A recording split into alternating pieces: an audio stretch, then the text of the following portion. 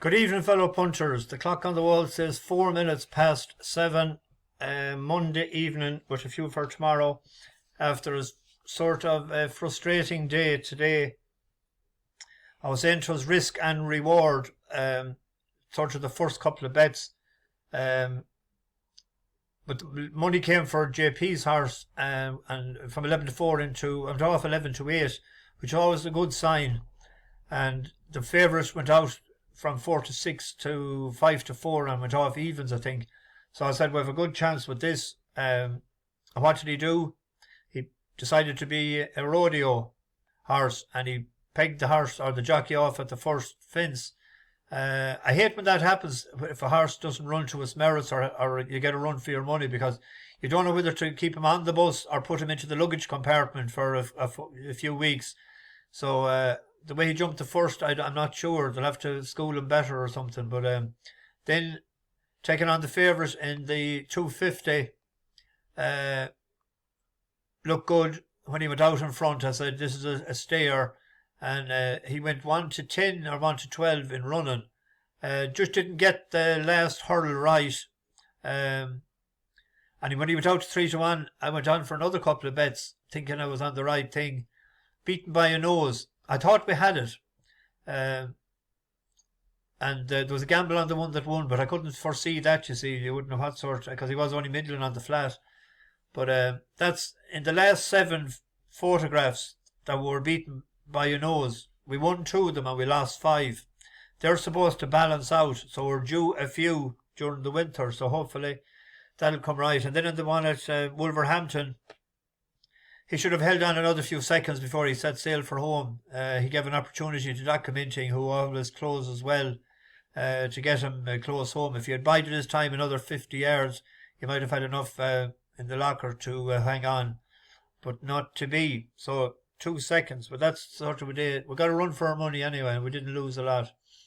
On to tomorrow. Hello to Mary Ryan, a newcomer on the bus, and Matthew Seaton as well. And if I missed a few, I'm sorry. Leave another message on some of the and just say that, and I'll get you. It was a busy weekend, so I didn't get back to the comments, or I didn't get a chance in the afternoon today either.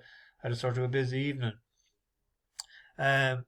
Tomorrow, there's a couple of iffy ones again, but they might reward us in the 1 o'clock at Lingfield. Mayor's handicap chase is 8 declared. Now I hope there stays 8, the dead 8 running for an each way bet. River Tyne, number 3 there, is a mare that won a pint to pint for Sam Curling in 2019. It is only 6 runs, or 7, 6 on a bumper. But it had 2 firsts for Dan Skelton, and 5 for Nick Gifford. Now, I wouldn't have put him in, or her, only for Gifford. He was on the call list, but he had a winner today, and it came back from a long layoff. So I'm hoping she'll be fairly straight for her first time over fences. And I think fences, I'm hoping it will be the making of her. She was very unlucky in a couple of races last year, 1 at 2.5 and 1 at 2 3/4, and she was behind that White Hart Lady by a neck or something, but she just couldn't get out on the rail, and it was in Fontwell, I think. So Lingfield is a fairer track for her. At 7 to 1, she was bought for 50,000 after winning the pint to pint, so she's fairly decent, and she's 7. They want to be getting something out of her. So that'll be an each way selection at 7 to 1. The 9 to 2 there and the 5 to 1, they'll drift out in the morning unless the money comes at 7s, because they're mean in the night before. And in the we'll keep going to Lingfield for the 3 o'clock. There's an intermediate handicap chase. Top weight Storm Arising is an 8-year-old out of Yates, so it'll be all right on good to soft ground. It was second on its last run, but was second to Chambard, and Chambard then went on to win the Kim Muir. Paul Nicholls in the last 21 days, he's flying. Out of 67 runners, he has 26 winners and 13 places. That's 39% strike rate. In contrast to the second favourite, and it's actually favourite with a couple of bookies for Venetia Williams, Frenchie Delarge. That's 85-40. She hasn't had a winner since the 6th of May. Now, she has had 10 places in the last 3 weeks, but until she hits a winner, I won't be backing any of Venetia's horses. When she does get into form, she's a trainer to follow. The selection also had wind surgery since the last run, so hopefully that will be 130 looks all right of a price. It was 4-1 earlier. In the 6:45 at Newcastle, there's a buzz horse there, Vindobola. It won for us the last time, and it won snug enough with Paul Morenon up. The only one slight problem is it has moved yards from Chad Collier to Sam England. Now it ran with 3 weeks tomorrow, so you're hoping that they've done something with it. When did it arrive in the stable? Was it only today or yesterday or the day before? Or did it land 18, 19, 20 days ago? I don't know. But Morena knows the horse well. It has won over 7 furlongs twice, and it's rated 69 now, but it has won over 64 and 67 a couple of times. You wonder why I'm bringing it down on the right. Is what my head is in the way down on the right-hand corner. I can't go down to the bottom. But it won last February off 67 over 7 furlongs, and it won the 11th of December, 7 furlongs as well. The draw doesn't matter to it. It does favour some horses in Lingfield, but this will be at the back of the pack, and this will be just trying to get out. So the faster they go and the tireder they get, she just needs a bit, or she needs just a little bit of luck in running to get out tomorrow. There's a good race tomorrow in the first race at Fairy House, a Great Mayor's Hurdle.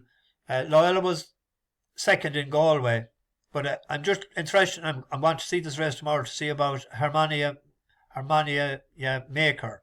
I was looking forward to seeing this running this year because I had her picked out a couple of times last year in a listed Mayor's race, but it's a good race to watch. And there's another authorised steal as well tomorrow in the first race at Lingfield. That was 5th in the Cheltenham bumper. That's 11-10 to 6-4 earlier. That's probably for anyone that likes the short one to put into your multiples. That could be a horse for tomorrow, without a doubt. It's a good horse. So there's the few for tomorrow, and the best of luck to you. Oh, Mary, this London's a wonderful sight, where the people here working by day and by night. They don't sow potatoes, nor barley, nor wheat, but there's gangs of them digging for gold in the street. At least when I asked them, that's what I am told. So I just took a hand at this digging for gold.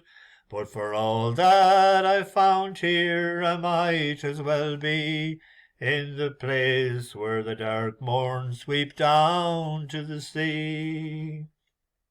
I believe that when writing a wish you expressed as to how the fine ladies of London were dressed. But if you'll believe me, when asked to a ball, they don't wear no tops to their dresses at all. I've seen them myself, and you could not in truth tell if they were bound for a ball or a bath. Don't be starting them fashions now, Mary McRae, in the place where the dark morn sweeps down to the sea. There's beautiful girls here, oh, never you mind, beautiful shapes nature never designed, lovely complexions of roses and cream, but let me remark with regard to the same, that if at those roses you venture to sit, the colours might all come away on your lip. So I'll wait for the wild rose that's waiting for me, in the place where the dark morn sweep down to the sea. But remember young Diddy McLaren, of course, but he's over here with the rest of the force.